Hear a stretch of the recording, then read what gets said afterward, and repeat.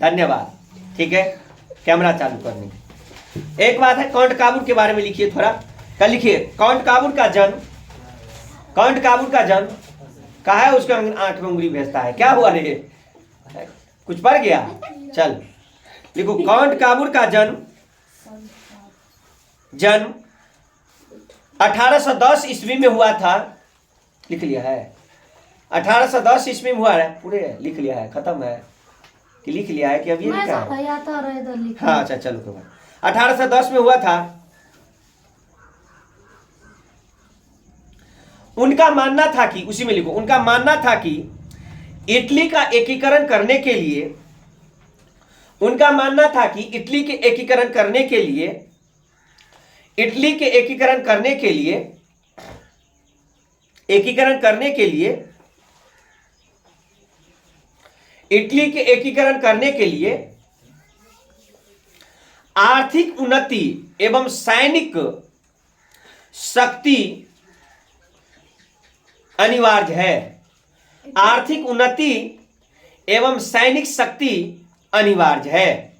आर्थिक उन्नति माने रुपया पैसा और सैनिक शक्ति अनिवार्य है। तो थोड़ा बाबू सुन लो इधर तो मेरा बात को। एक बात तुम भी जानता है, हो गया, जरूरी है। एक बात सुनिए, काउंट काबूल का एक मानना जरूर था, ये व्यवहारिक था, जो किसी भी देश को यदि आप एक नया मकसद दीजिए, नया रूप दीजिएगा, तो सबसे पहले आपको क्या चाहिए? आर्थिक, रुपया पैसा तो चाहिए, एक भंडारण होना चाहिए। तुम भी जानता है पहले जमाना में राजा महाराजा सब क्या करता था, किसी भी राज्य को हड़पने के लिए सबसे पहले वो अपने पूंजीपति को देखता था, जो मेरा ठीक है कि नहीं, मेरे यहाँ जो खाना पीना है सैनिक का वो ठीक है कि नहीं, मेरा सैनिक शक्ति ठीक है कि नहीं। अभी का हिसाब भी देखता होगा, जब भी बॉर्डर पे अभी भी कोई देश का रक्षक वहां बैठा नहीं रहे तो किसी भी देश पर कभी भी आक्रमण हो सकता है। तुमना अभी सोया रहता है, हमारे सैनिक सब क्या होते हैं, 24 घंटा आपके बॉर्डर पे क्या करते हैं, देखभाल करने का काम करते हैं हर वक्त। हम ही अभी फिलहाल में नेपाल गए थे, तो मैंने देखे कि जब जाए तब चेक, आए तब चेक। हम एक बैग लेके गए थे, तो बैग में भी देखा, बैग को खोल के देखा, जो कुछ नहीं, बैग को खोल के देखेगा कुछ एक एक आदमी, उतना आदमी को कैसे देखे। तो तुम यहाँ पर है, तो सबसे पहले आर्थिक माने रुपया पैसा किसी देश के लिए जरूरी है और सैनिक शक्ति जरूरी है। तो काउंट काबूल का भी जायज था ये मानना, जो किसी भी देश को यदि आप ठीक ठाक स्थिति में लाने चाहते हैं या एकीकृत करना चाहते हैं, सैनिक शक्ति पर बल दीजिए।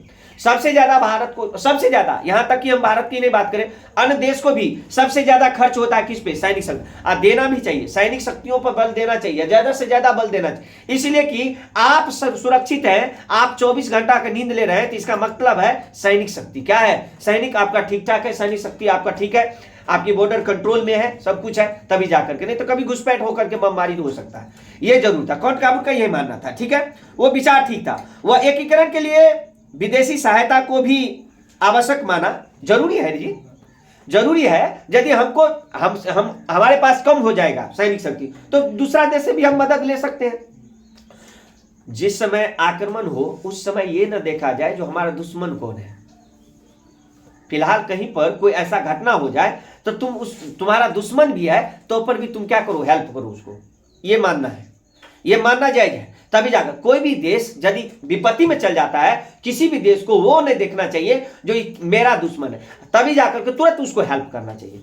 चाहे किसी भी चीज से, आर्थिक स्थिति से हो, भूखमरी से हो, चाहे और कोई ऐसा आपातकाल घटना होता है उससे हो, तो उसको जाकर के तुम मदद करना। जैसे भूकंप हो, बड़ा से बड़ा कोई ऐसा घातक चीज हो जाओ तो उस समय में मदद करो। तुम जानता है अभी भी श्रीलंका को मदद किया था अपना देश है, नेपाल को भी मदद किया था अपना देश। मदद समय समय पर करता रहे। जब भी कोई ऐसा भुखमरी आ जाए तो किसी भी देश को मदद करना चाहिए। ठीक है, और उस समय में ये नहीं देखना चाहिए, उस देश को भी नहीं चाहिए जो उसको मदद। तो इसका भी मानना था जो विदेश का भी सहारा लो, यदि एकीकरण करने में कोई कष्ट नहीं हो रहा है तो उसकी मदद लीजिए, एकीकरण करने का प्रयास कीजिए, तभी होगा। ठीक है, सहायता भी हो, विदेशी सैनिक सहायता और से ऑस्ट्रिया को इटली से बाहर निकालना संभव था। काबुल क्या था, उदारवादी नहीं बल्कि यथार्थवादी थे। लिख लो, कौंटकाबुल आदर्शवादी नहीं बल्कि यथार्थवादी थे।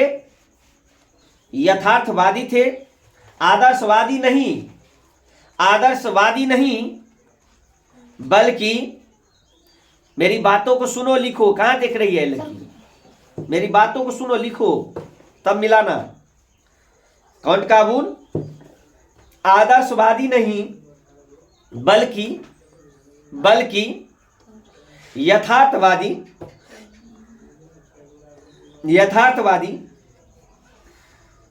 यथार्थवादी कूटनीतिज्ञ एवं राष्ट्रवादी था।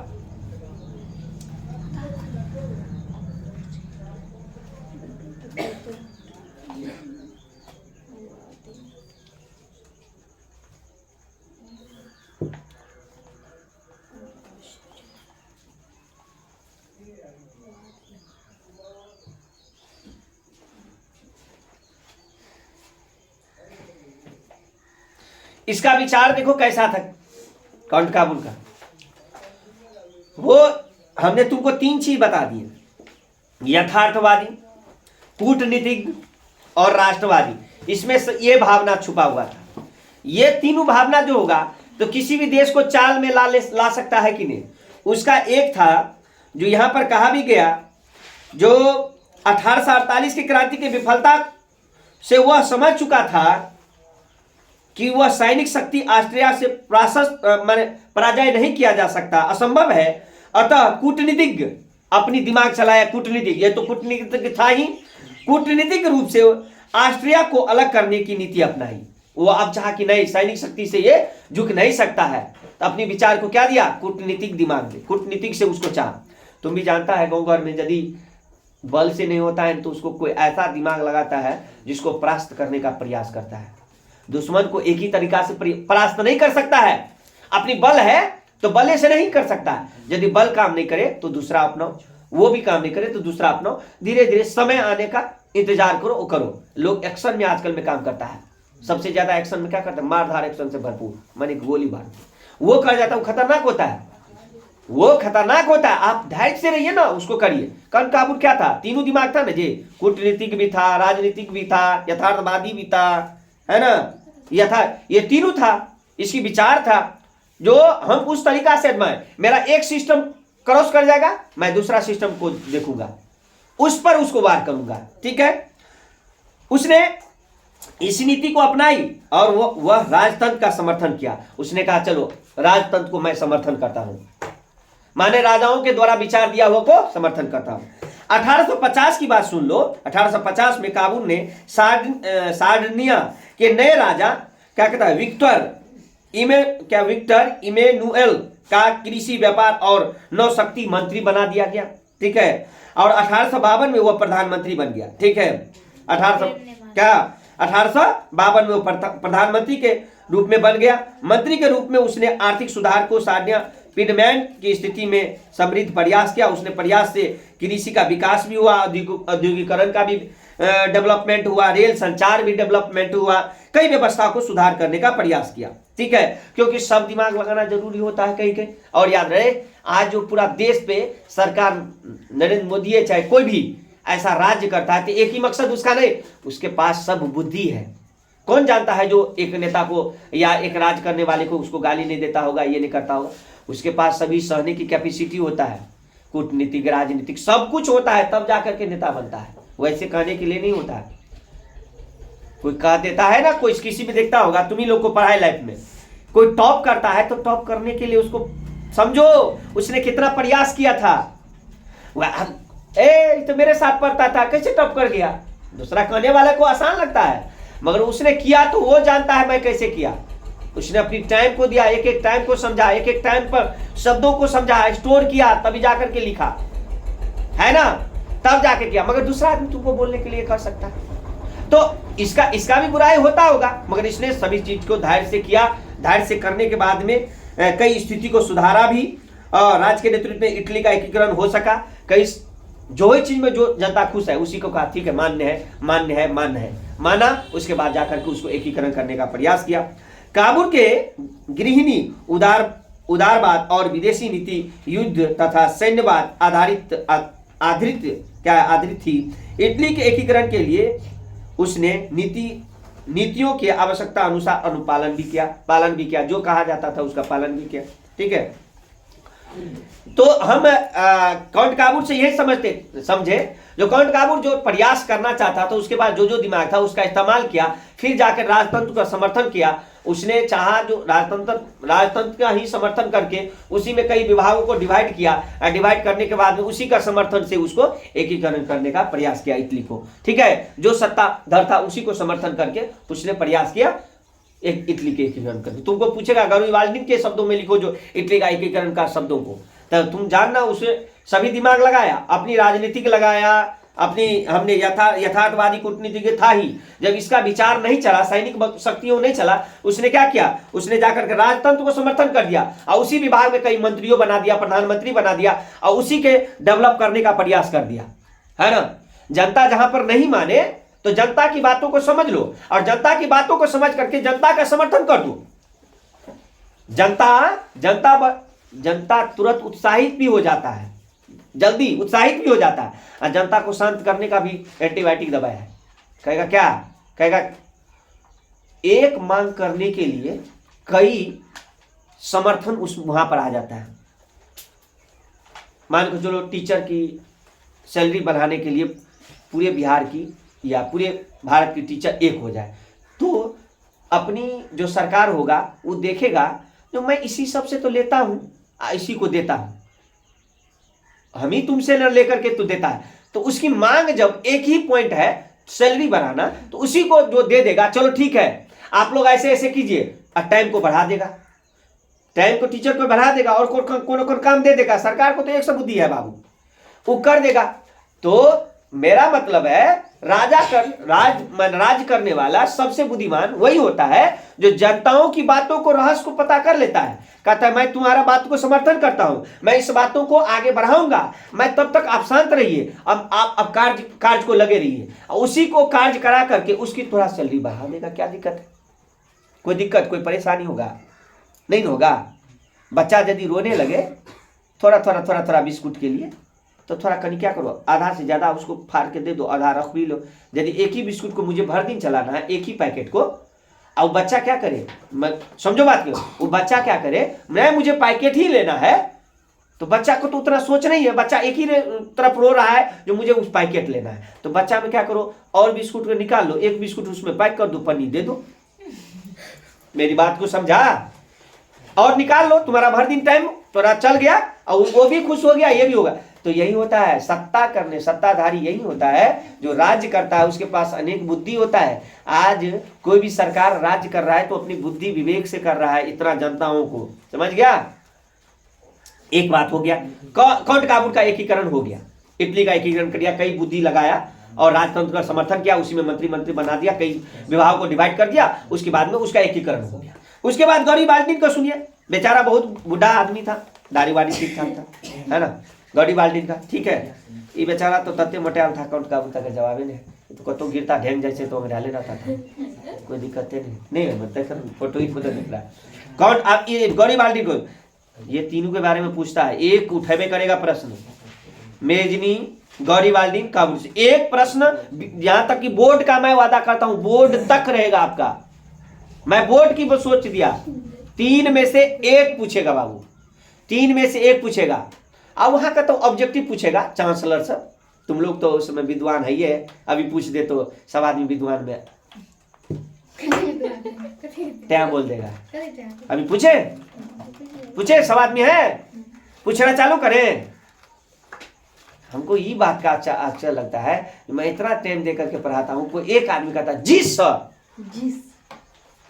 तब मुझे खुशी होता है, मगर कोई ऐसा काम का नहीं है। तू लोग हटाओ, अभी भी बोलेगा कोई, मुझे सबूर होगा, कोई बोलेगा, कोई नहीं, कोई काम नहीं। सर आप खाली चिल्लाते रहिए, आप अपनी ऊर्जा को बलवान बनाते रहिए, देख ले, कोई दिक्कत नहीं है सर, सुना देंगे एक के बाद। जब वो बोर्ड का परीक्षा होगा ना, तो 5-6 दिन पहले पूछ लीजिएगा, दिखा एकदम सुना देंगे।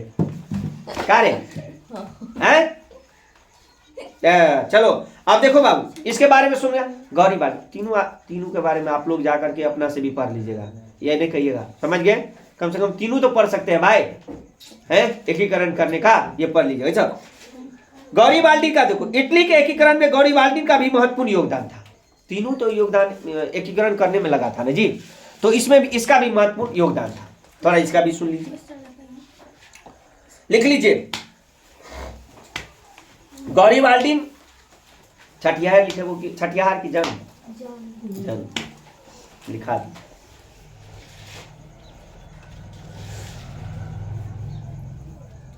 गौरी बाल्टी का जन्म 1807 ईस्वी में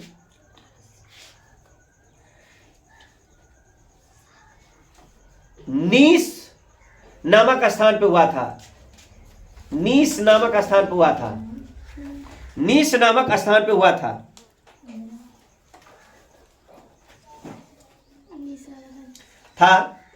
हुआ था।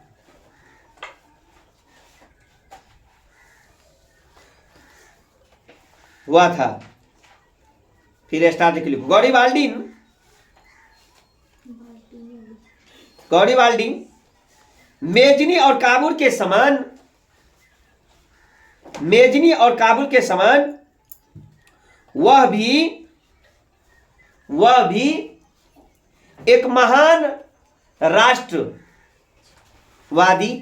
था।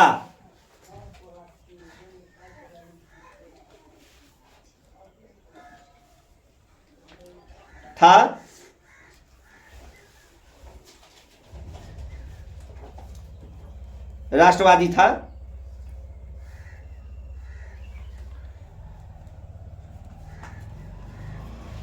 राष्ट्रवाद था। राष्ट्रवाद से प्रेरित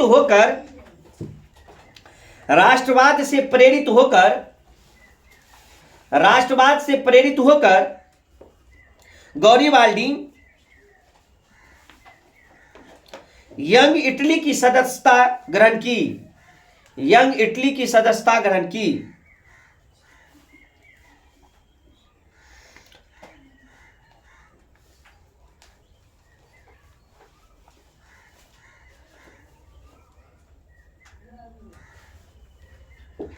सुन लो बाबू, आप इसके बाद सुन लो। तलवारबाज में कौन था? ए बाबू, तलवारबाज में कौन था? मैं कल लिखाया था। तलवारबाज में कौन था? नहीं तो सुनाना चाहते थे, ये भी पूछ सकता है ना। तलवारबाज में गौरी बाल्टी, मैंने कल आप लोगों को बताया था। जो एकीकरण करना आसान नहीं था, मगर राष्ट्रवादियों में सुन मेरी बात को, मेरे तरफ देखो थोड़ा, 2 मिनट देखो।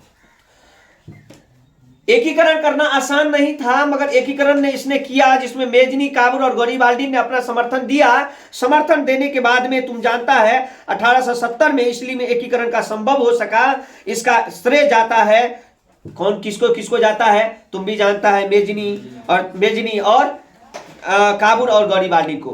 तो तुम जानता है मेजनी क्या था वहां पर, बताओ?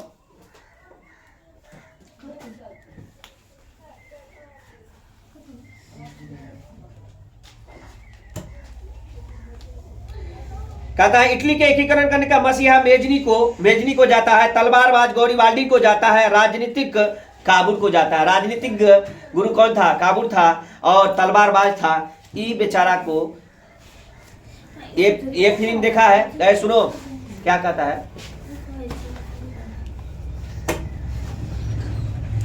किसका